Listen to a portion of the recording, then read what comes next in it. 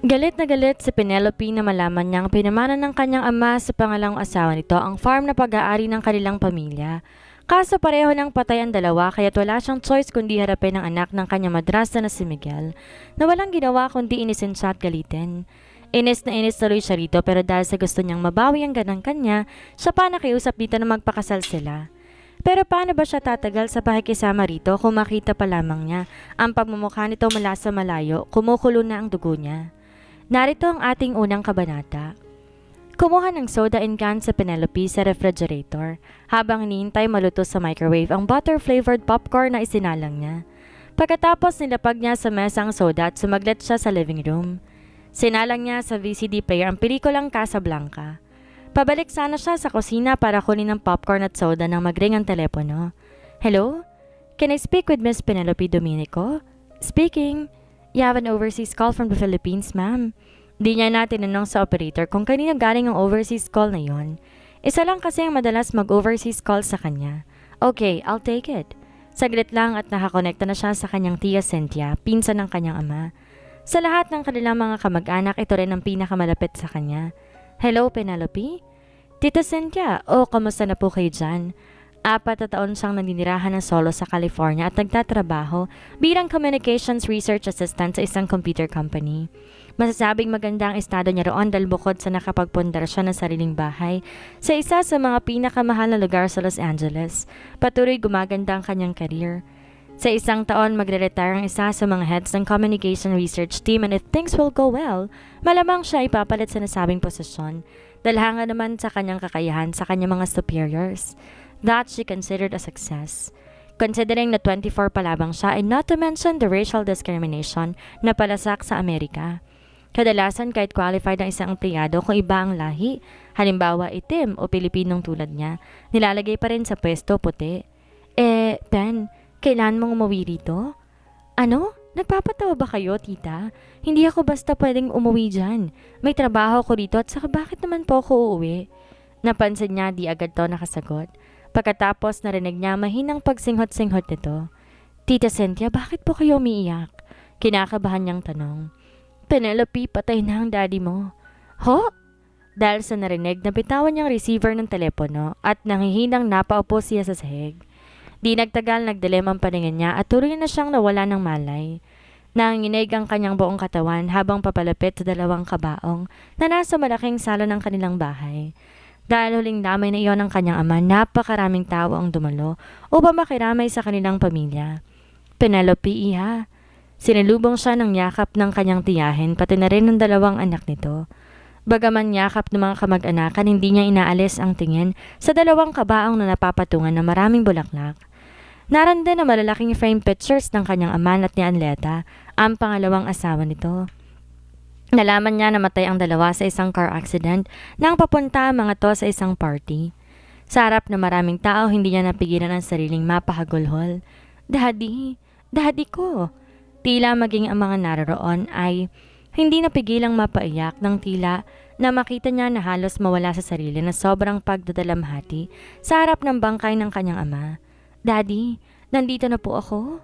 Mahina niyang sabi sa pagitan ng pagkaiyak. Makaraan na ilang sandali, niyayay na siya ng kanyang tiyahin na umupo na. Minungkahi rin ng isang anak nito na si RJ ang pinakamalapit sa kanya na kumain muna siya at magpahinga dahil sigurado pagod na siya sa biyahe.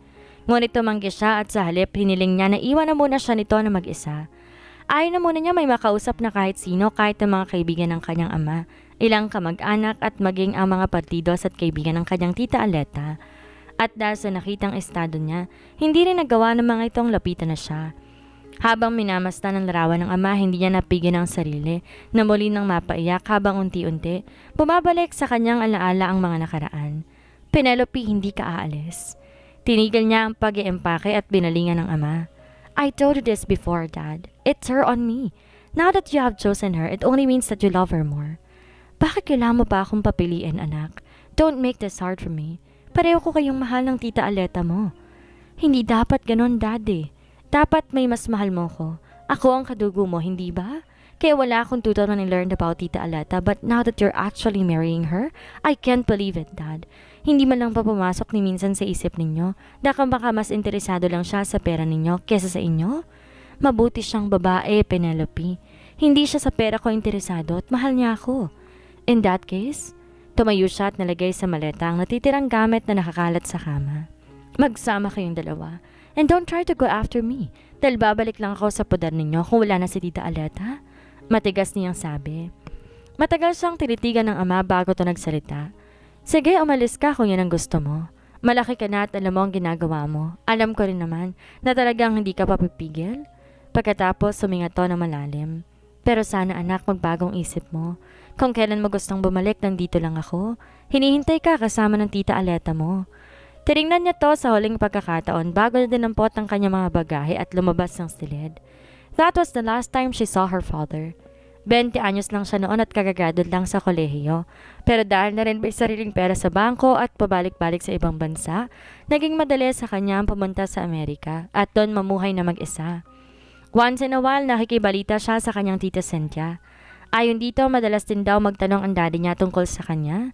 Mahal na mahal niya ang daddy niya, pero hindi niya matanggap na mag-aasawa pa to. Lalo pang at pangako nito sa kanya sa harap ng puntod ng kanyang ina.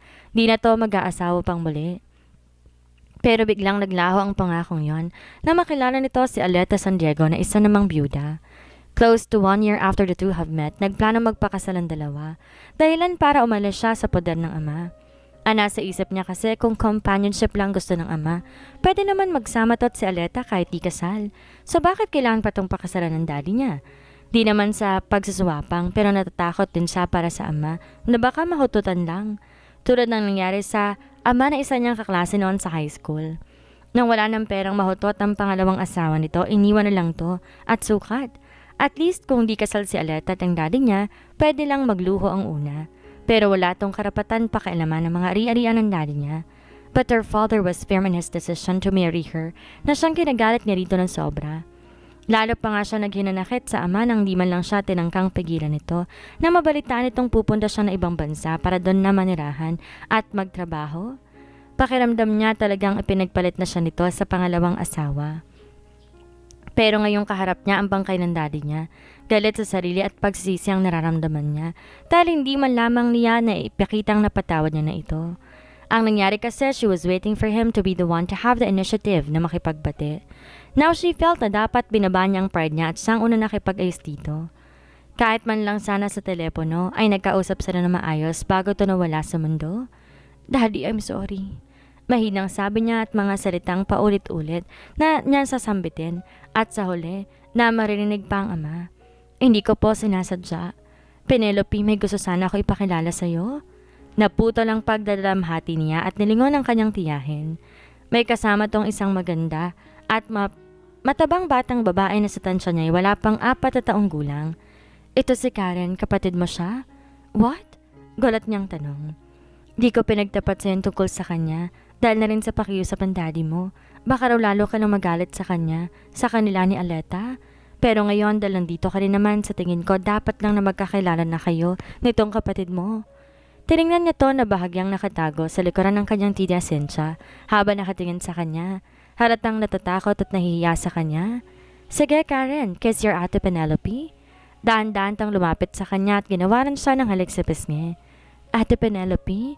Wala siyang emosyon. Di niya makuhang matuwa sa nagpapakatambok na pisngi nito at di niya makuhang bigyan to kahit simpleng ngiti man lang. Bukod sa nabigla siya sa existence nito, kamukhang kamukha pa to ni Aleta. Tita, ilayo mo muna siya sa akin. Pakiusap niya. Di na nagtanong pa ang tiyahin. Muli iniwan siya nito para makapag-isa at may kapatid pa pala siya ngayon. Pero wala siya makitang dahilan para mahalin ng batang yon. Dahil alam niyang ang batang niya at ang ina nito ang umagaw sa pagmamahal ng kanyang ama na dapat ay sa kanya sana. Si Aleta at Karen ang mga taong pinagbuhusan ng sobrang atensyon at pagmamahal ng daddy niya sa mga huling taon ng buhay nito. Ano, Penelope, halika na, umuwi na tayo. Umiling siya at inalis ang pagkakatitig sa sariwang lupang tumatabon sa huling hantungan ng kanyang ama. Iwan niyo na po ako. I want to stay a little longer. Uuwi na lang po ako mag-isa. Matapos umusan ng isang maikling panalangin, lumakad siya papunta sa kotse para umalis na sa lugar na yon. Sa bahay, nadatnan niya mga maids at ang driver ng kanyang ama na nagtutulong-tulong sa pag-aayos at paglilinis ng buong kabahayan. Naisip niya si Karen pero hindi niya natanong pa kung nasan to, dahil alam naman niyang nasa pangalaga ito ng kanyang tita Cynthia. Wala siyang balak alagaan ng batang yon, kung kaya't lalaki to sa piling ng pamilya ng tiyahin, lalo na't gusto niya makabalik sa Amerika sa lalong madaling panahon. At pagbalik niya ron, lalong di sila magkakalapit na magkapatid, pero wala din naman siyang plano na ilapit ang loob niya kay Karen to begin with. Ilang araw matapos ang libing, sinadya siya ng abogado ng kanyang ama. Matagal niya nang kilala si Attorney Lorenzo dahil bata pa lamang siya, abogado na to ng daddy niya. Kayo ho pala, attorney. Bati niya sa abogadong sa tingin niya ay malaki na rin ang tinanda mula nang huli niyang makita. Alam niya ang pinunta nito, tungkol sa mga naiwang ari-arian ng kanyang ama na dapat nang maisalin sa pangalan niya. Pero ngayon nagkaanak pala to at si Aleta, kahati niya sa mamanahing iyon si Karen. Pero okay lang naman sa kanya, napakaraming pera ng daddy niya. Hindi niya iindahin kung magkaroon man to ng konting parte mula sa mga yon. Ngunit wala siyang ganang pag-usapan ng mana niya. Pwede ho ba, attorney? O muna natin pag-usapan ngayon tungkol sa mga mamanahin ko. Pagod pa ho ako eh. Baka ho pwedeng sa isang linggo na lang? I'm afraid my reason for coming here cannot wait until next week. Bakit naman po? Because there's nothing much to talk about. Dahil ang mamanahin mo lamang sa iyong ama ay ang bahay na to. Nabigla siya sa narinig. Ano ho? Teka, baka ho nagkakamali kayo. Nagmamayari na isang napakalaking farm ang kanilang pamilya sa Zambales. Pag-aari yon ng pamilya ng kanyang ama. Nagkataon naman nag-iisang anak lang ang daddy niya, kaya nang mamatay ang mga magulang nito, automatikong dito napuntang pagmamayari na ng sabing farm. At sa kamatayan ng kanyang ama, inaasahan niya, sa kanya naman mapupunta ang Domenico Country Farm. Hindi ako nagkakamali, iha. Nakasaad dito sa last will and testament ng daddy mo. Basahin mo. Binasa nga niya ang dokumento. At di siya makapaniwala sa mga nakasaad doon. Totoo ang sinasabi ni Attorney Lorenzo. Tanging ang bahay lamang na iyon ang pinamana sa kanya ng ama. Ang kay Karen naman 2 milyong piso na makakuha lamang nito sa 18th birthday nito. Binigyan din ng daddy niya ng tig-200,000 personal driver nito at ang isa nilang matandang katulong na kapwa matagal nang naninilbihan sa kanila. Parang gusto niyang sumabog sa galit. Hindi siya mukhang pera. May ipon siya at may sariling means para kumita. Isa rin sa dahilan ng paghihiwalay niya sa ama ay para ipakita rito na kanyang mabuhay na hindi umaasa sa pera nito. At ngayong nasa mid-20s na siya, hindi naman siya masasabing maluhos sa pamumuhay, lalo't sa ibang bansa siya nakabase. But the thing was, what happened to their farm? Kanina ipapamana yun ng daddy niya. Imposibleng kay Karen dahil maliwanag ang nabasa niya na 2 milyong piso lamang ang nasa half-sister niya. Penelope, ang farm ninyong iyon pinasalin niya sa pangalan ng tita Aleta mo, mga 2 taon na nakakaraan. Ano ho? Sinasabi niya na nga ba at wala namang ginawang mabuti ang babaeng yun eh. Bakit ginawa ni daddy yon? Umiling ang abogado. I wish your father was still around para sagutin ang tanong mong yan. Pero attorney, hindi po pwedeng mangyari yon. Ako ang anak niya. How could you do such a thing? Kung may dapat na magmayari ng Domenico Country Farm yan, walang iba kundi ako. Ang kaso nga iha, nangyari na. Napunta na sa pangalan ng pangalawang asawa ng daddy mo ang property ninyong iyon. At nang huli kong makausap ang daddy mo, nalaman ko kung sino na mamahala ng farm na yun ngayon. Ang kaisa-isang anak ni Aleta sa unang asawa. Nagpupuyos ang kalooban ni Penelope sa mga nalaman. Ang plano niya sana pagkalabing ng ama, magtatagal lamang siya rito sa Pilipinas ng mga ilang buwan hanggang may ayos at may lipat sa pangalan niya ang mga dapat niyang manahin. Pero ngayon mukhang magtatagal siya dahil mahirap gawin na isang bagay na naipamigay na. Siguro kung hindi siya umalis at sa ibang bansa na nirahan, hindi mangyayari ang ganon. Di magagawang sulsulan ng kanyang madrasta ang daddy niya na isalin sa pangalan nito ang farm nila. Di naman pwedeng sisihin ng kanyang tita Cynthia dahil di naman to nakikialam sa kayamanan nilang mag-ama. Malamang nga na magulat din to kapag nalaman ang nilalaman ng huling testamento ng kanyang ama. Pero di pa naman huli ang lahat. Babawiin niya kung anong dapat na kanya. Nakanda siyang lumagay sa Pilipinas na ilang taon kung kailangan. Kakalimutan muna niya magandang trabaho naghihintay sa kanya sa ibang bansa. Alam niyang dugo, luha at pawis ang puhunan ng kanyang lolo at lola. May pondar lang ang farm na yon. Kaya kailangan niyang mabawi yon. Lalo na nga't mahal na mahal niyang Domenico Country Farm at tinuturing niya yung isang legacy sa kanya ng mga ninuno ng kanyang ama. At kung sino man ang anak na yan ni Aleta na namamahala sa farm nila ngayon, mapipilitan ito na makipagtuos sa kanya kapag di nakawa sa mabuting pakiusapan. Eksakto alas 6 ng umaga na umalis siya ng bahay. Matagal-tagal din ang biyahe patungong Sambales at tumigit kumulang 4 na oras na pagmamaneho ay talagang sasakit ang kanyang balakang. Na makarating sa bungad ng kanilang farm mag-aalas 10 na ng umaga. Hindi siya kilala na nakabantay na gwardiya sa entrance. Ano ang sadya nila? Biglang nainis si Penelope at nanggigigil na hinubad ang shade sa suot. Bakit kailangan siyang tanungin sa lugar kung saan kung tutuusin siya ang may-ari? Kung ano bang sadya ko wala kang pakialam. Sa akin ka lang yun. Na-open the gate bago pa ako magwala rito? Aba, hindi naman yata po pwede yan, ma'am. Nabiglang sabi ng security guard. Di na nagtataka to at napakainit ng ulo niya samantalang tinatanong lang naman ito ang sadya niya. Utos namin, tanungin muna ang bawat taong pumapasok sa farm na to. Kung hindi nyo sasabihin kung ano o sinong sadya ninyo at kung di rin po kayo mag-iiwan ng ID, sorry na lang po. Pero hindi namin kayo mapapapasok. Lalong umakyat ang dugo niya sa ulo sa narinig. Pero nagawa pa rin niya ipakita sa guard ang isang ID na dala niya. Si Penelope Dominico ako. I own this farm. Ngayon kung gusto mo pang matagal sa trabaho mo, papasukin mo na ako bago tuluyan mag-init ang ulo ko sa'yo. Nagtatakang nagkatinginan ang dalawang security guards. Ang isang naiwan sa guardhouse nakakunot na upang tiningnan ang malaking arko sa taas na may nakalagay na Dominico County Farm. Kasunod nun ay ang pagtingin nito sa ID hawak niya. Sinisiguro marahil dahil Dominico nga ang nakalagay na apelido niya roon. Dahil na rin na naig ang takot na baka mawala ng trabaho, kakamot-kamot ng ulong binuksan nito ang gate. Nakasimangot na pinaharurot niyang kotse tungo sa pinaka-office ng farm. Ang sadya niya yung matandang katiwaran ng daddy niya. Mapalad namang nakasalubong niya ito sa lobby ng opisina ng farm nang papasok na siya. Mang Ipe! Masaya niyang bati sa matandang tauhan sa kanilang farm. Napatingin sa kanya ibang naroroon. Nako, Ma'am Pen, kayo po pala. Malugod na ganting bati nito. Kamusta na po kayo? Natutuwa siyang na-retain pala ng anak ni Aleta ang mga tauhan doon at hindi kumuha ng mga bago. Pamilyar pa rin kasi kahit papaano sa kanyang ilang mukha na nakikita niya ngayon. At least di nawala ng kabuhayan ng mga yon. Kahit kasi di siya nakikialam sa pamamahala ng Dominico Country Farm, alam niya napakaraming umaasa sa ikabubuhay dito. Sa tansya niya, mahigit sa 300 ng mga tauhan nila doon. Napakalawak ng lupain yun at napakadami ng gawain.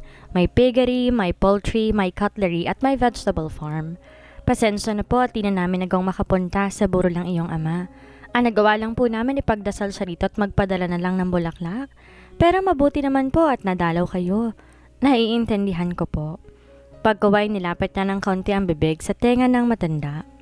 Mang Ipe, pwede ho ba tayo mag-usap sa isang lugar na walang ibang makakarinig sa atin? Mahina niyang sabi dito.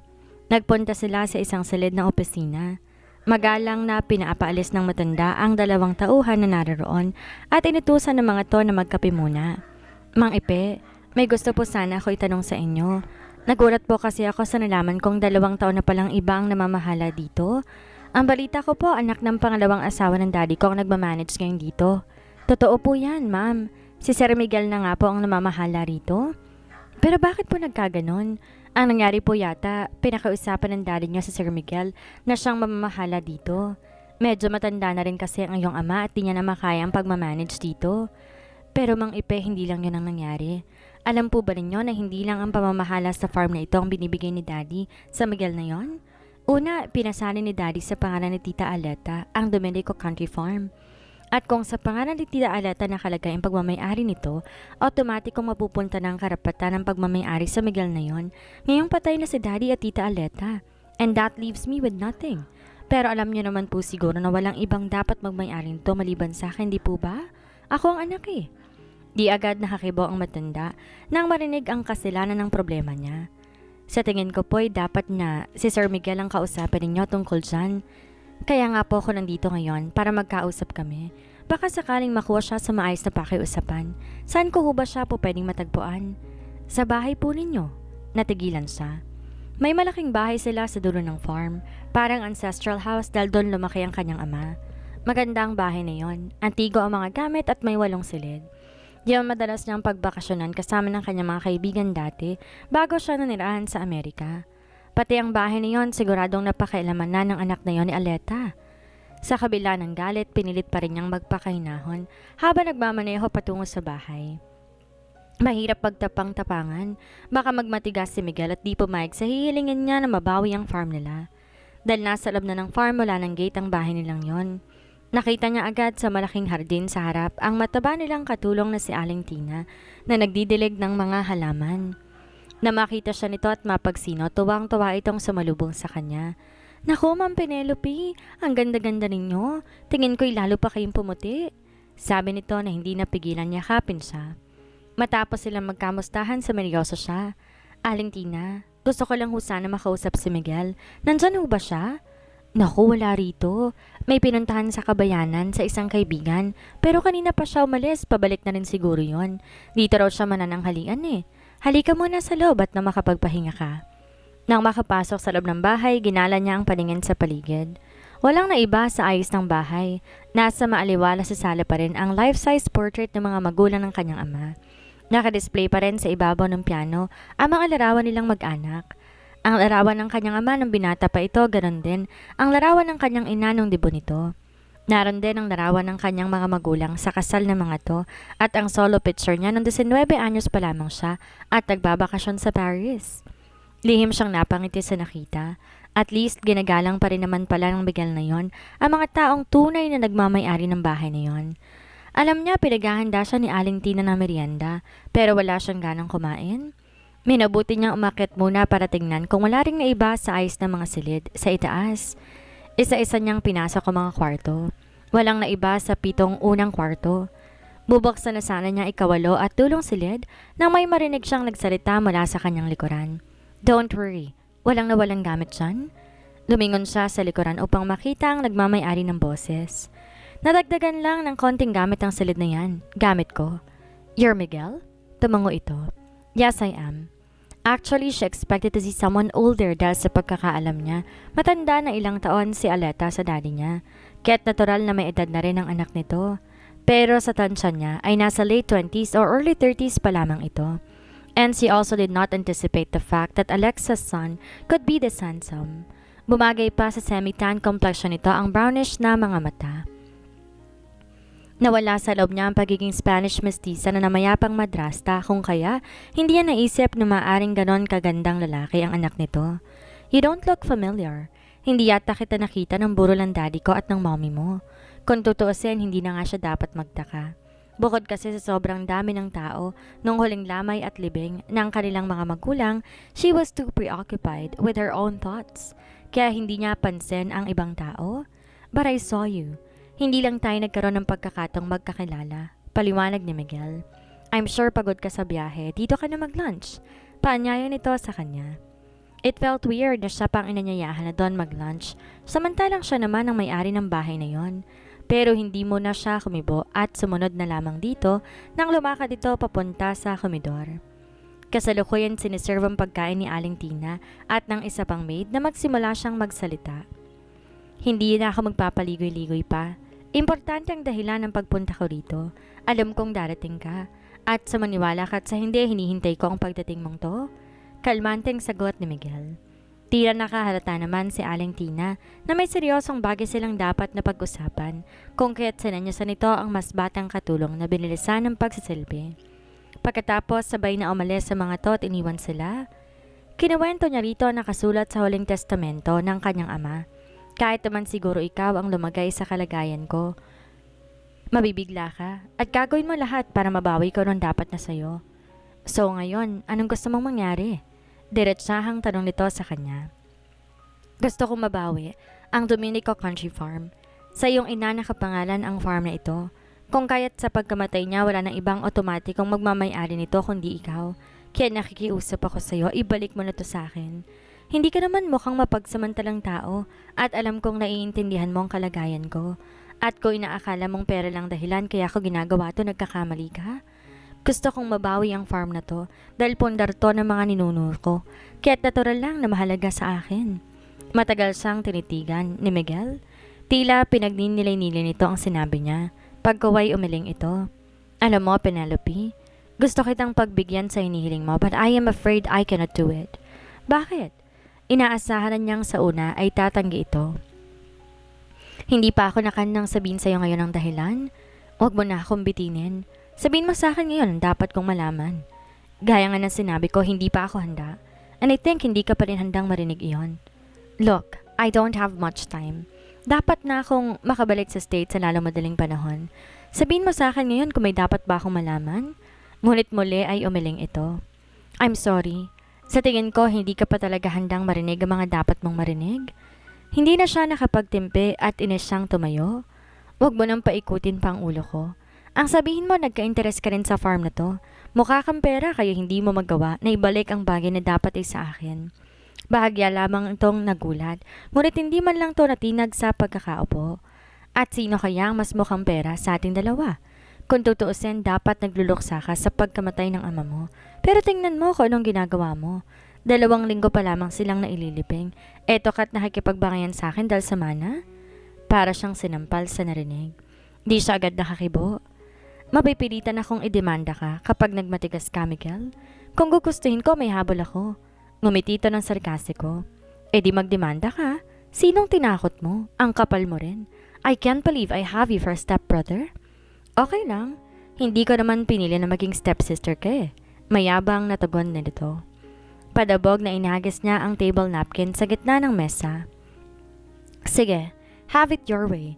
Tingnan natin kung sinong mahihirapan sa ating dalawa sa bandang huli. Pagkatapos, mabilis siyang lumakad palayo. Nakasakay na si Penelope sa kotse at bubuhayin sanang makina niyon nang bigla siyang matigilan sa naisip na wala siyang na-accomplish kung aalis siya roon. As a matter of fact, bibigyan lang niya ito ng pagkakataon na makapaghanda sa sunod niyang pagsugod. Baka iutos pa nito na wag na siyang papasukin doon sa farm. At kapag nangyari yon, lalo siyang mahihirapan. San pa niyang lupalop ito hahagilapin? At malaman man niya wala rin siyang magagawa kung pagtataguan siya nito. At least doon sa farm hindi siya mapagtataguan ito dahil ito ang namamahala doon. Naisip pa siya ng kaunti. Pagkatapos nagpunta siya sa opisina ng farm at muli hinarap si Mang Ipe. Nagkausap na ba kayo ni Sir Miguel? Tanong nito sa kanya. Oho, pero malabo pa.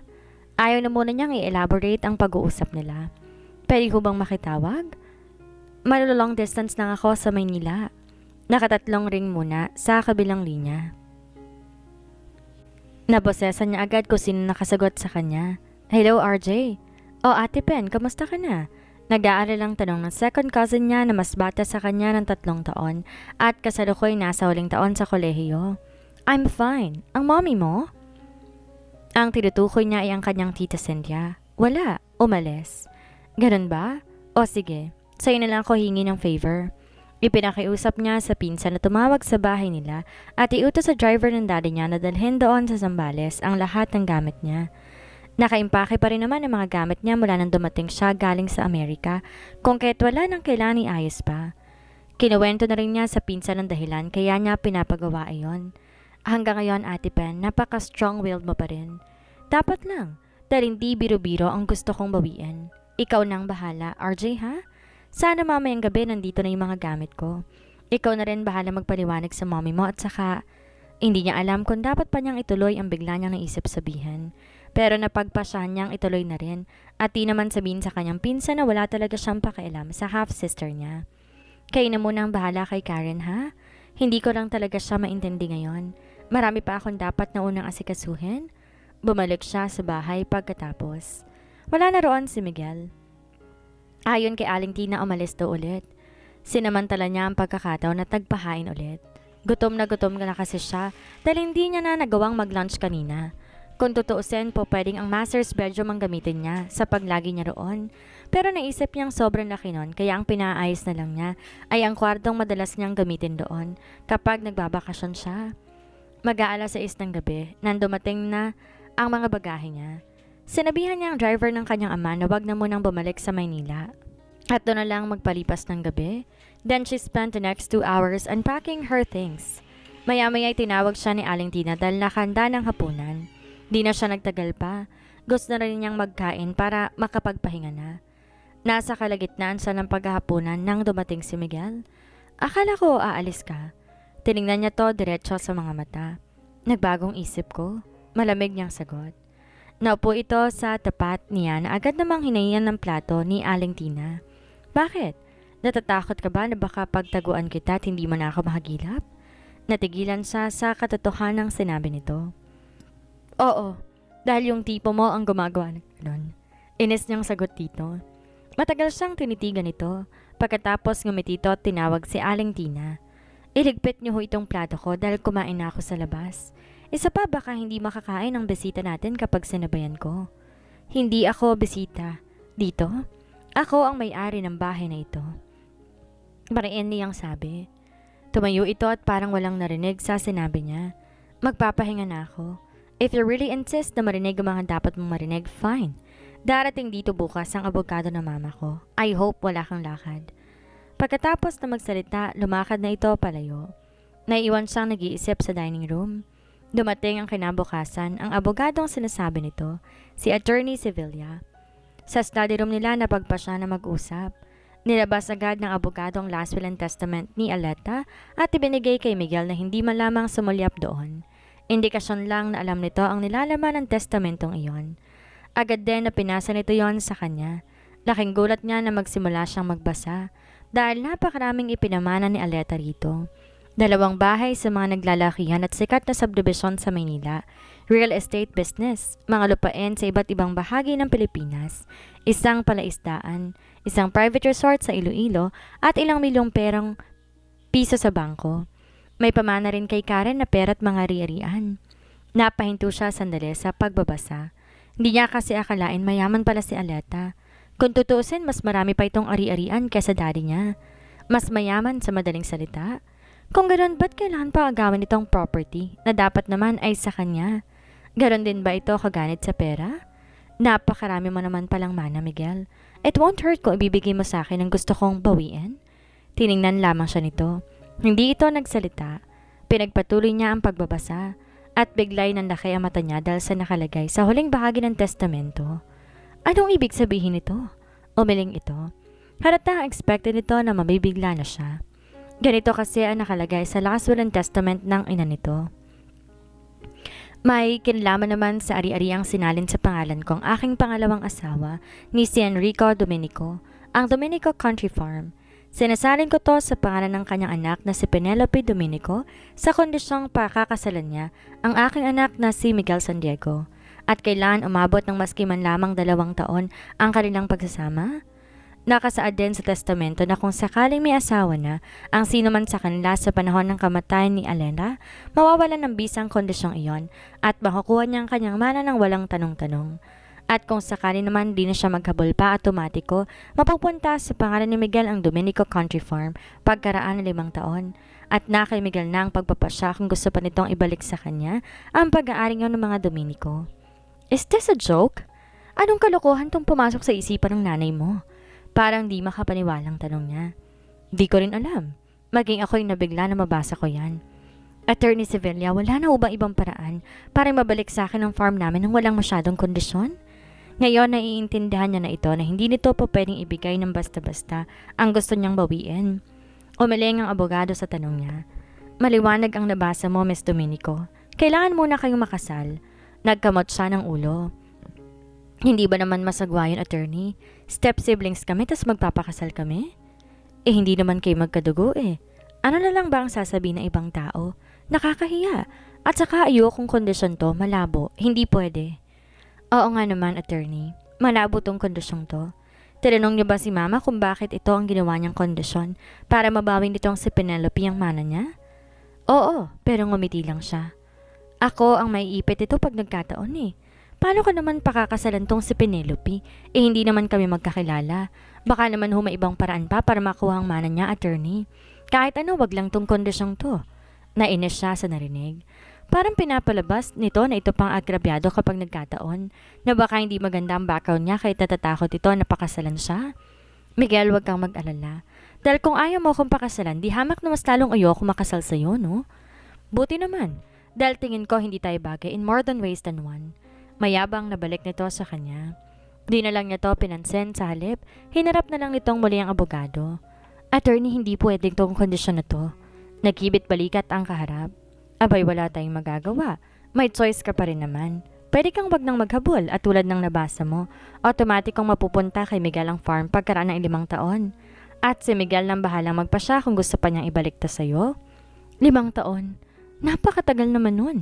Nanlulumong sabi niya. Sige, attorney. Mag-uusap muna kami nitong si Penelope. Tatawagan ka namin ano man ang mapag-uusapan namin. Pinutol na muna ni Miguel ang diskusyon nila dahil wala naman siya nakikitang patutunguhan ng pag-uusap na yon. Alam niya medyo nasa state of shock pa si Penelope at wala tong ibang maisip ngayon kundi magtanong na magtanong kung bakit yung naging kondisyon ng kanyang mama para makuha nito ang dapat manahin. Siya nga pala, magmerienda ho muna kayo.